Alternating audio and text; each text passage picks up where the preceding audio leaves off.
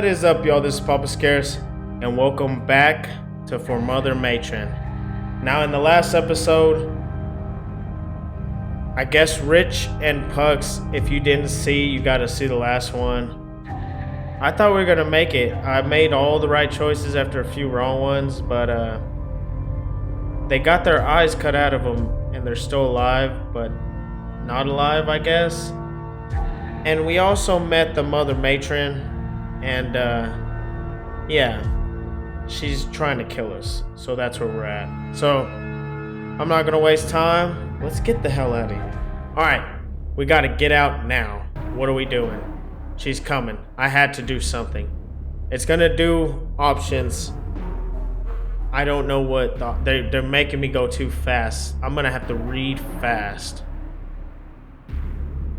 I'm going to try to think what my options are going to be. One's gonna be maybe push her.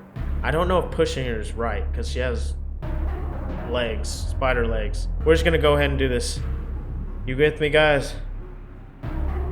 Let's go. Fuck you! Surrender. Nothing. Die. Surrender. Nothing. Nothing. I'm not doing anything. No. I can't move. My brain and my heart are screaming out to move, but nothing happens. Oh, what's the matter? Can't seem to move. I was screaming to my body, do something, literally anything. Please let me choose. Can't save her, you vermin. My body begins to tremble. My legs feel like they become boneless jelly in fear. I fall to my knees. So many things you would love to try. So many things you wish you'd tried before.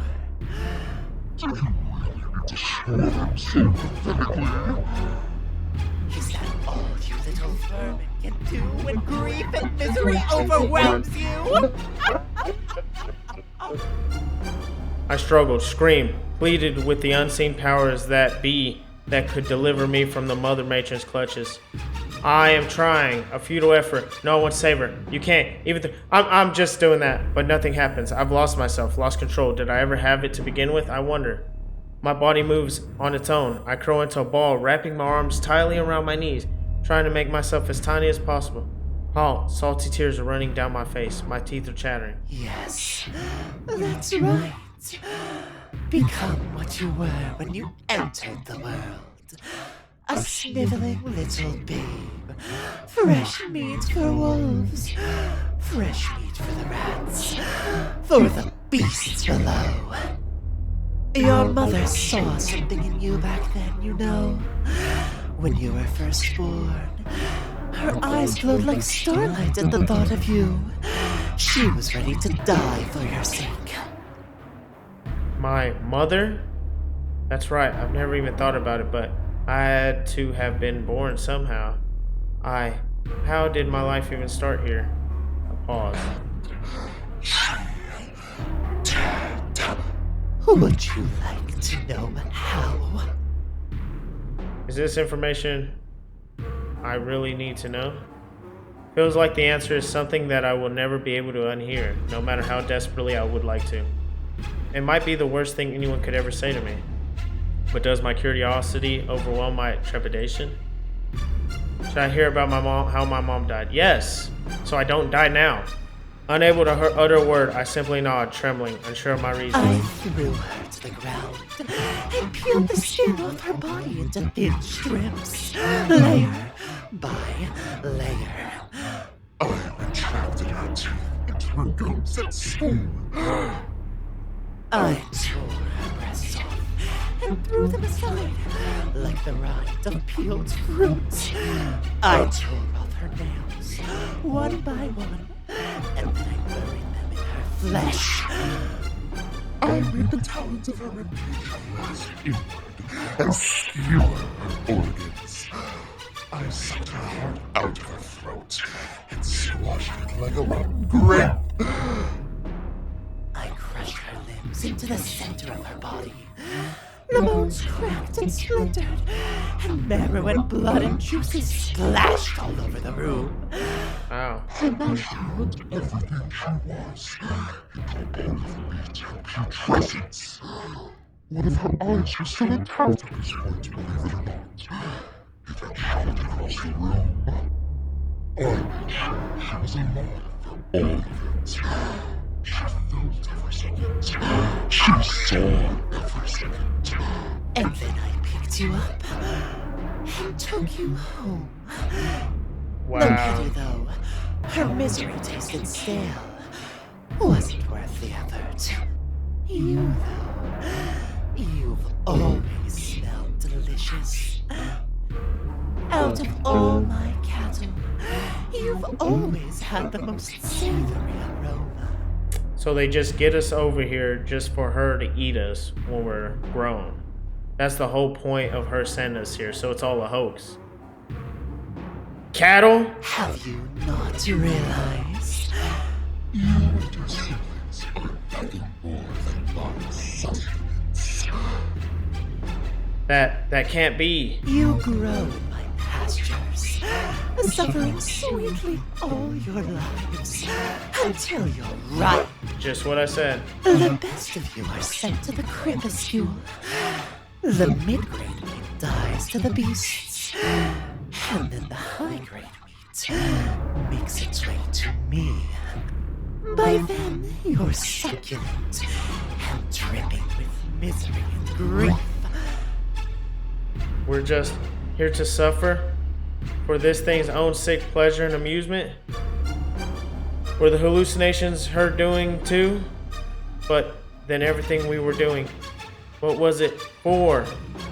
But what about the womb of paradise? Forgive me, child, but I cannot contain my appetite fuck. any longer.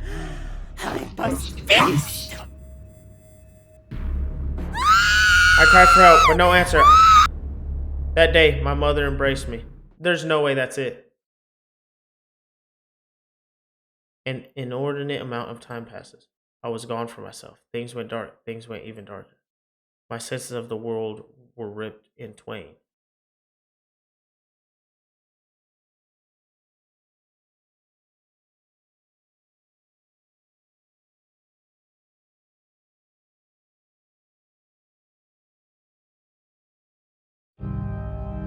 And then back again all in an instant. From the dark has come a new world, even slimier and bloodier than the one I left. A massive chamber of red flesh marbled with fat and cartilage, illuminated faintly by a light that seems to be penetrating the membrane from the outside. The ground is puddled with saliva and stomach acid and amniotic fluid.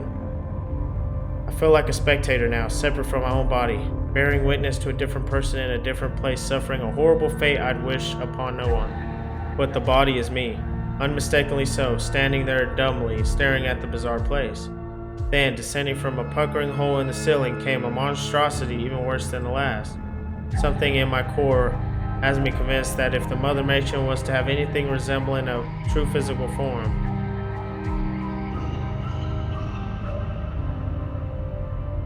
it would be this monstrosity before me. At least it's a part of its true form. Clearly extends beyond the sphincter in the ceiling. To my horror, the thing can speak.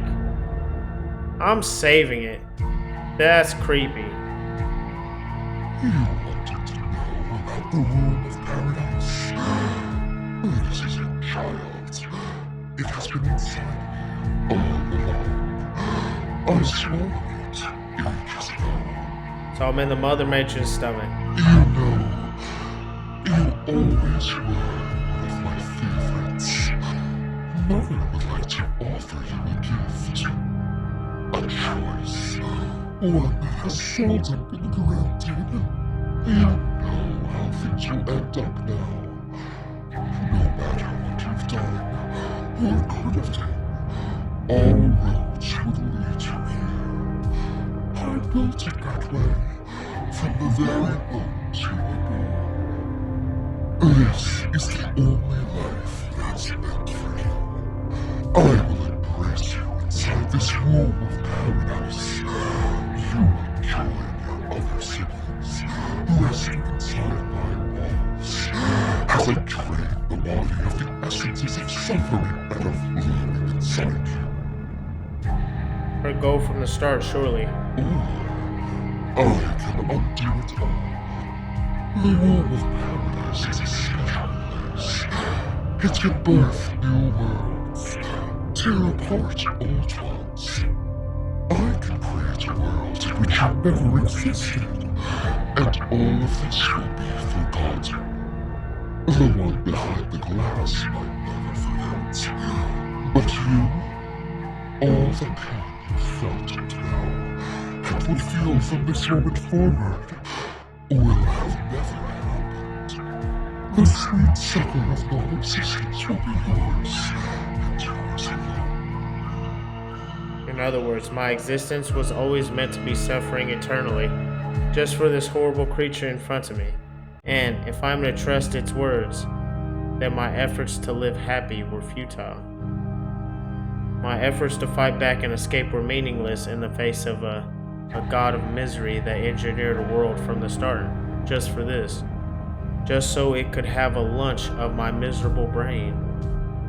Knowing that, would it have been better to simply never have existed? So, what will it be, child? I'm gonna save it again.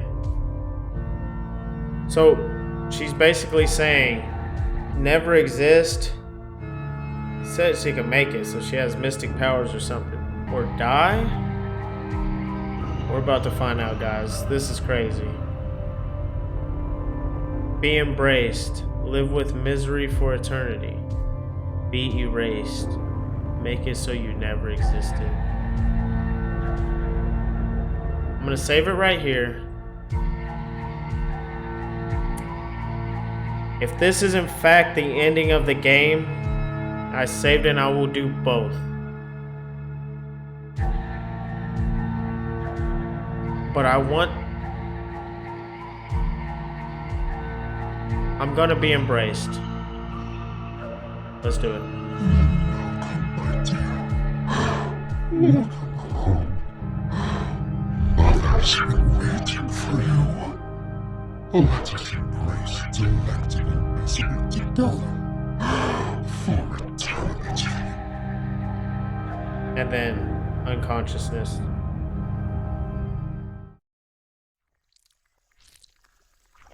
And that's where the memories run dry. If time still works how I'm used to, I'm in the present tense. Somehow, after things went dark, I ended up in this room. No, it's not just a room.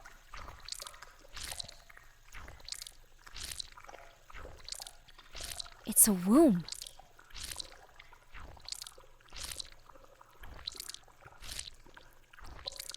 The womb where I was born. Or maybe just one that feels similar. Were the memories elucidating? Did they give me all the puzzle pieces that mattered? Maybe you figured something out that I can't.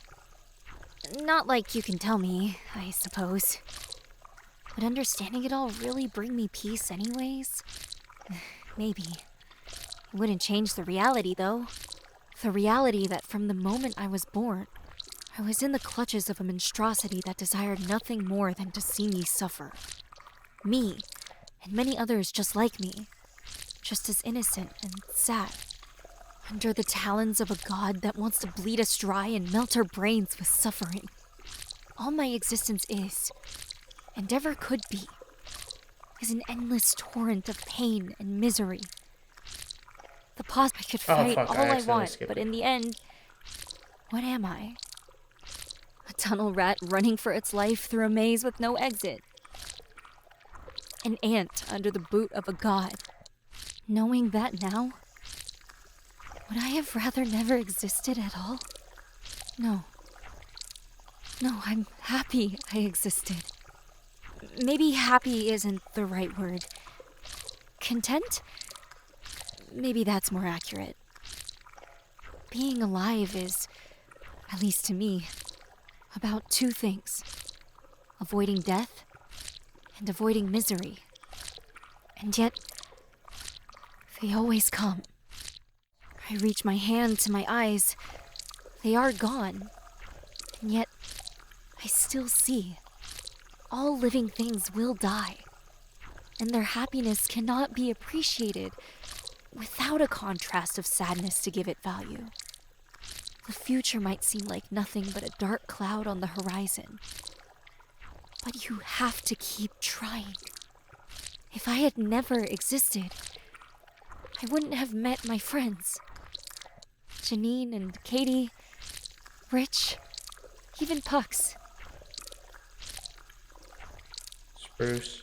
I wouldn't have gotten to eat food that was so delicious I wanted to cry. No, I mean, it was rat meat, so. I wouldn't have gotten to feel proud learning to sew and making my sweater. I wouldn't have gotten to read those books that touched my heart or made me feel like going on a magical adventure. So many little things that seem small and meaningless on a grand scale, but to me were everything. I chased the hope that I would find more moments and experiences like that. And even in this womb of pain, where happiness dies, where a meat tube is attached to the base of my neck, sucking at the fluids, where my body grows heavy like stone, being drained of everything that made Lizzie. Maybe here, there's still something. Maybe there's a beyond that's wonderful and incomprehensible, but reserved for those who take on the burden of existence. Or maybe the Mother Matron was right, and it's just delectable misery forever. No choice but to try and enjoy it. Aww.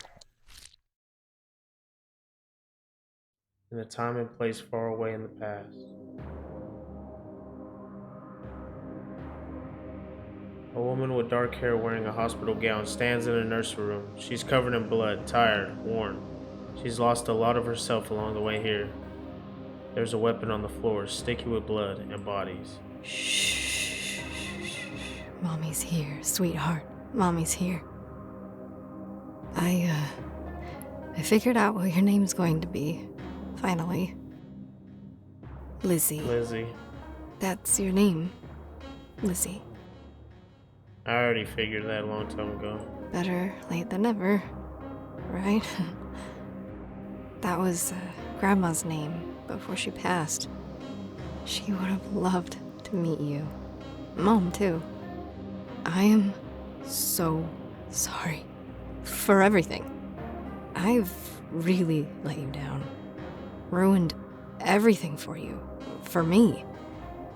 I didn't really realize what I was doing until it was too late. I just needed to feel good, to feel something. At first, I thought I came here just to make Mom happy, stay for a week or two and bail, tell her it didn't help so she'd stay off my back. But no. I think a part of me really did want to stop. I knew I had to, even with the cravings and the withdrawal. And then they told me about you. And the decision was final. For your sake, or for mine, I'm not sure which. I was gonna stop. I was gonna get off the stuff and fix my life, but I guess my chance for that is long since past. This place, those people, that slimy Mr. Wadey. It's not really for us to get better. It's for all of us to get worse. To wallow in the pain. To never stop hurting. Never stop bleeding. Suffering for the sake of suffering. I came here to get better. They told me that's what it was for. But it was to make me worse. All of us worse. That's all life really is, isn't it? Long stretches of misery, spending all our efforts trying to escape it, distract ourselves from it. But it's misery all the way down. I say that, and yet, looking at you makes that feel untrue. Maybe what I needed was a reason to care. Something or someone to care for.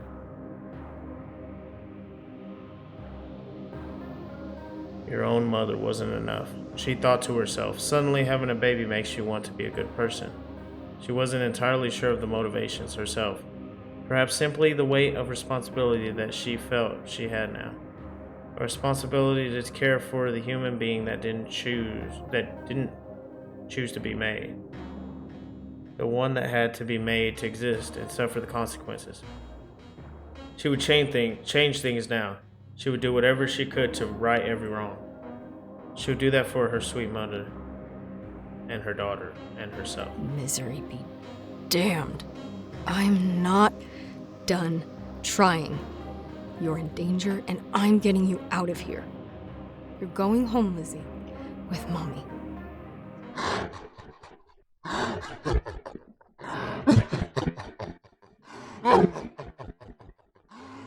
So this is what happened with the mother when she was trying to get me out of here. So this is probably the Mother Matron.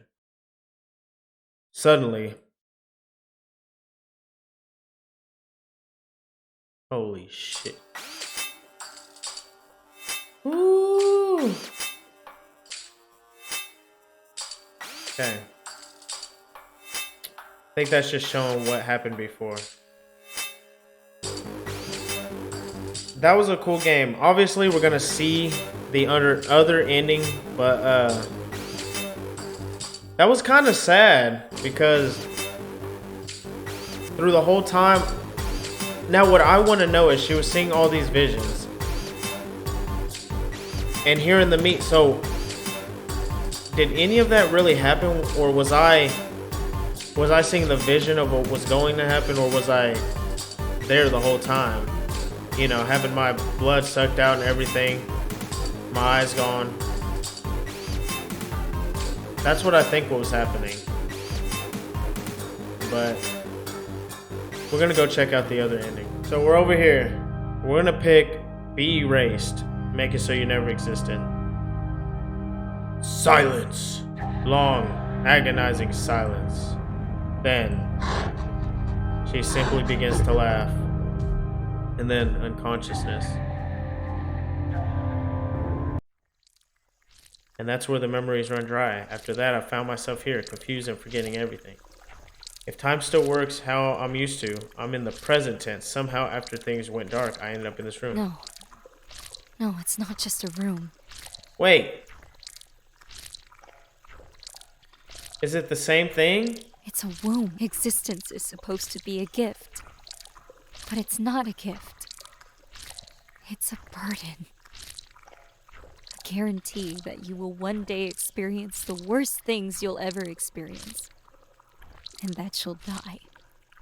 Whoever built things that way is a sick monster that wants to watch its pawns bleed and scream until the rivers run red. Nothing was just fine until it was infected with the disease of becoming something. This is different, guys. This is different. That's the truth of it all. And I see that now. Existence is simply pain. Okay. Paradise? Paradise is to be unborn. Because before she was talking about she wanted to exist. It starts at the fingertips and the toes. The sensation of normality gives way to a numbness. Pins and needles stitching their way up my skin. The feeling of falling asleep on my arms or legs, but slowly forming everywhere at once. And then fire. The numbness gives way to the feeling of flame cleansing the flesh. Individual nerves being shredded from a microscopic level. All that I ever was, and all that I am now, being ripped from the fabric of reality. Painfully, excruciatingly. I try to scream, but there's no sound. My vocal cords are gone, and so is my throat. Darkness tickles at the edges. My world dies around me. And then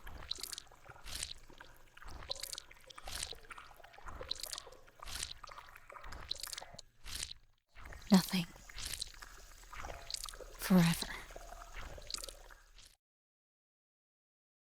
Paradise is to be unborn. Alright, guys. That was for Mother Matron. It was a little different, the dialogue there. But at the end with the mother, it showed the same thing. So I didn't show that again. But yeah, that's all of it. it's interesting because I don't know where. First of all, Mother Matron was the god of misery. Let's get that out the way. But I was born simply to get tortured or to not exist, I guess. I'm still stuck on the fact that like I was seeing visions of the ending there, of me getting like tortured or me not wanting to exist. So I had to choose my own path, but was my memory, I'm concluding that like my memory, I was in the thing the whole time, the meat and stuff, but I was having memories of what happened before, but I was there the whole time. So I think all this was stuff way before, like Pucks and Rich. I think that was all that already happened, and that it just brought me to that moment at the end to where I had to choose basically my fate. If you guys have played this and you guys know the real, the real truth, I'm just like speculating here. That's what I think it was. But if you guys know it, leave it down in the comments. I'd like to know if anybody has the answer. But yeah, that was a pretty good game. A lot more reading, but I mean that I'm used to out loud. Obviously it's a visual novel, so there's going to be a ton of reading. I would like to have them, to the characters to talk more, because sometimes they would talk, sometimes they wouldn't. I don't know why they didn't just have them talk throughout it, other than the narration, of course. But all in all, it was a pretty good game, a good experience to have. If you like this video, drop me a like, comment what you think. Tell me if you like it with the lights off, because I felt like it made it that much more intense, because I did the first video with the lights on, and after doing it this time, it made it way better. If you haven't yet, subscribe to the channel, and I'm gonna get out of here. As always, this is Papa Scarce. I'll catch you guys in the next one.